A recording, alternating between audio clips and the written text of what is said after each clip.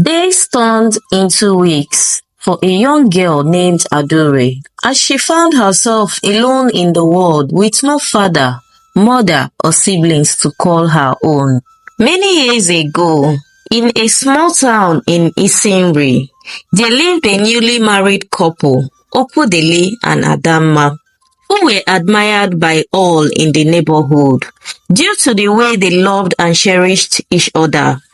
It was evident to all that this couple are deeply in love and they are soulmates.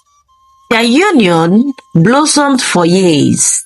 Their relationship was characterized by intense affection, strong emotional connection, and unwavering devotion for each other, and they have a palpable sense of chemistry and excitement in their interaction. Their union was admired by all. Opudili works as an engineer, while Adamma has a small provision store where she sells all kinds of goods. They lived blissfully for years until the pressure of childbearing became too much for them. Going to 9 years of their marriage, no child to call their own. They tried everything they could to conceive, both medically, going from prayer houses to another, visiting herbal doctors, taking all kinds of herbs, but no child was forthcoming. People started gossiping about Adamma, saying all kinds of hurtful words to her. Every given opportunity they get to spite her, especially her neighbor at her shop, Mama Nkechi, who is her age mate but was lucky to be blessed with 2 children, a boy and a girl. Mama Nkechi sells same provision opposite Adamma's shop. The envy started when people buys from Adamma more often because she knows how to attend to her customers cheerfully with good discounts. This brought about so much hate and envy. Mama Nkechi did all she could to take Adamma down in her business premises but didn't succeed. She started gossiping about Adamma. Mama Nkechi said, discussing with a friend of hers, "Look at her, acting like a saint.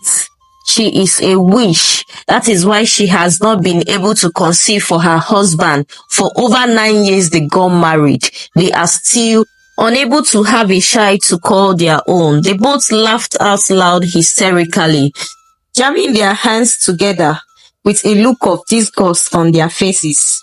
Adamma realized they were talking about her. She shook her head and continued with her business.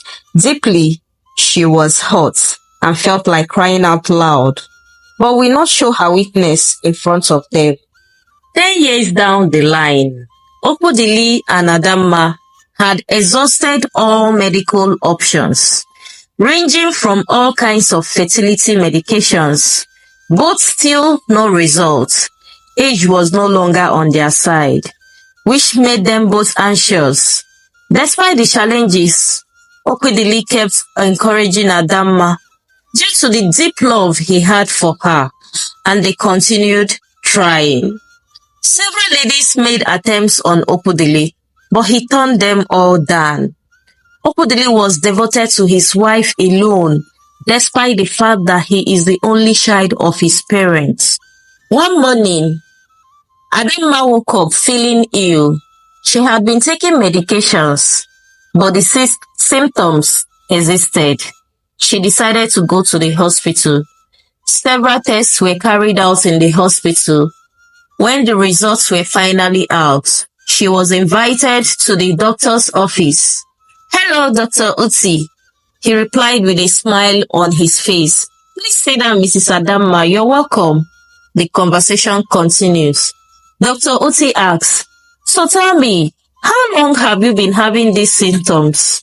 Adamma replied, "Over 3 weeks now, I've been having unusual appetite for food, morning sickness, fatigue," and the doctor replied to her, "Okay, your test result is here, and you're perfectly fine."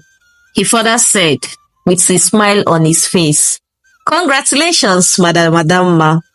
You're 1 month pregnant." Adamma was shocked by what she just heard. "Doctor, you said what? I'm what? Oh my God. I have always known that my God will not disappoint me, Adamma said with tears of joy rolling down her cheeks. The doctor consoled her, knowing how much mockery and shame she has endured. Finally, her prayers has been answered. She thanked the doctor and hastily left his office with the prescribed medication she needs for her baby. Adamma hurried home to share the good news with her husband Okodile, who had just returned from work, exhausted and relaxing in their sitting room, watching a football match. Adamma entered the sitting room and hugged her husband passionately as she tried to contain her excitement. She then handed him the doctor's report. Suspense filled the air. Opodili asked, Obim, what is this? What is the letter for? Adamma replied, Open it. Opodili, with the look on his face, suspicious about what could be in the letter. Suspense filled the air. He opened the letter, and to his amazement, he saw the news. Unable to contain his joy, he lifted Adamma, kissed her multiple times, and hugged her with tears of joy. Both of them were amazed on how it happened when they least expected. Opodili further said, Please, you have to relax. Let me take care of you and my baby. Opodili gave his maximum support to Adamma all through her journey, starting from cooking, cleaning, going to her shop, and ensuring she takes her medication seriously. Few months to her delivery date, Adamma busied herself shopping for all kinds of baby accessories, from baby clothes to closets to feeding bottles and so on. Days turned into weeks and then into months. As her due dates approached, she made sure everything was ready. One cool Sunday evening, Adamma and Okodili were relaxing in their sitting room. Okodili was massaging Adamma's feet when she suddenly felt a sharp pain below her thighs, and she screamed out loud. Startled, Okodili asked, Obim, are you okay? Adamma, wincing in pain, retorted, Do I look okay to you? Hurry, go to the room and get the baby bag. I think the baby is coming. Okodili rushed to the room, grabbed the bag, and returned to his wife, who was now in more intense pain. Liquid fluid suddenly dripped down her legs. Okodili, hurry, Adamma said. My water just broke, she cried out. Terrified, Okodili hurriedly carried Adamma into the back seat of the car, rushed to the driver's side and ignited the car engine. He drove hastily towards the hospital, spurred on by Adamma's yelling and grunts. Before they could reach the hospital, Adamma went into serious labor and delivered the baby right there in the car. Amidst the pain and excitement, she held her newborn tightly, tears streaming down her face.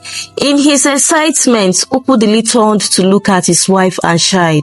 Losing focus of his driving, he didn't realize a huge truck was coming towards them until it was too late. The car collided with the truck, resulting in a horrific crash. It was a terrible sight to behold.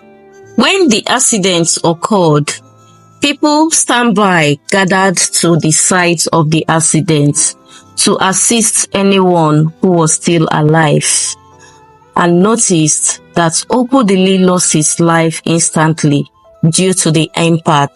Adamma, on the other hand, shielded her baby with her body, miraculously kept the infant unharmed, but she was barely alive. The passerby called for an ambulance, which arrived almost immediately because they were already close to the hospital. An ambulance arrived, rushing Adamma and the baby to the hospital, while Okodili's remains were taken to the morgue. The tragic news reached Amaka Adamma's only brother, who hastily rushed to the hospital.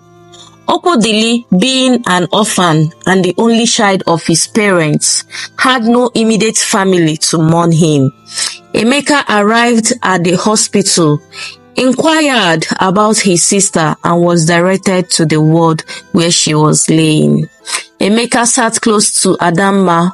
He saw her in a terrible condition and started crying uncontrollably. Adamma, sensing her brother's presence, summoned her last strength, held his hand and muttered, "Is my baby okay?" Emeka replied, "Yes." Adamma continued, "Her name is Adure. Please take good care of her and treat her like your own." "How about my husband?" Emeka couldn't bring himself to tell Adamma that her husband was dead, but his facial expression confirmed her worst fears. Waves of shock hit Adamma, and she couldn't survive the next minute.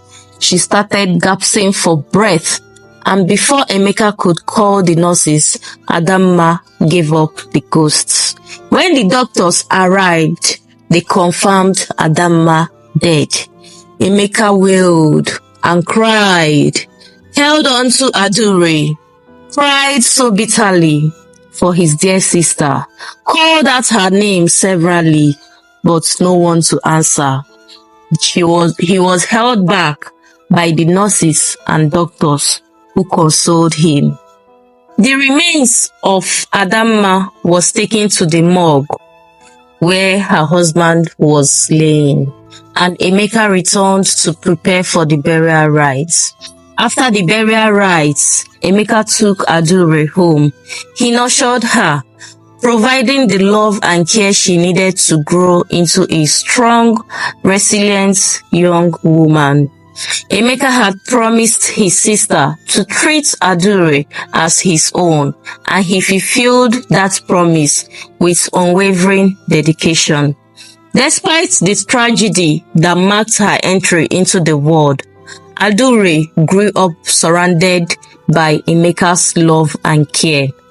As Adure matured, she often heard stories about her parents from her uncle Emeka, who spoke of their love, courage, and the joy they brought into each other's life, and how she was born. This made her so sad that she was not able to meet the parents who gave her life, despite the circumstances they found themselves. Rather than hate herself for being born, she vowed to accomplish her dreams of becoming a medical professional and maintain a legacy that will make her uncle and late parents proud. These stories became a source of strength and inspiration for Adure. Adure excelled in her studies and went on to pursue a career in medicine, driven by a desire to help others and make her parents proud. She knew the value of family and community, and she dedicated herself to bringing hope and healing to those in need. Years later, as a successful doctor, Adure returned to Isimri, where she established a clinic in the memory of her parents. The Opodili and Adamma Memorial Clinic became a beacon of hope for many, offering free medical services to the underprivileged. In the end, Adure's life was a testament to the love and sacrifices of her parents and the unwavering support of her uncle. She has faced unimaginable loss but emerged stronger, using her life to honor her parents and make a positive impact on the world around her. The legacy of Opodili and Adamma lived on through their daughter, who turned their sorrow into a source of strength and compassion for others. Trust you found this story interesting. Please subscribe to my channel at African Tales by Abby Like and share with your family and friends. Turn on your notification button to stay tuned for more interesting and mind-blowing stories coming your way. Bye!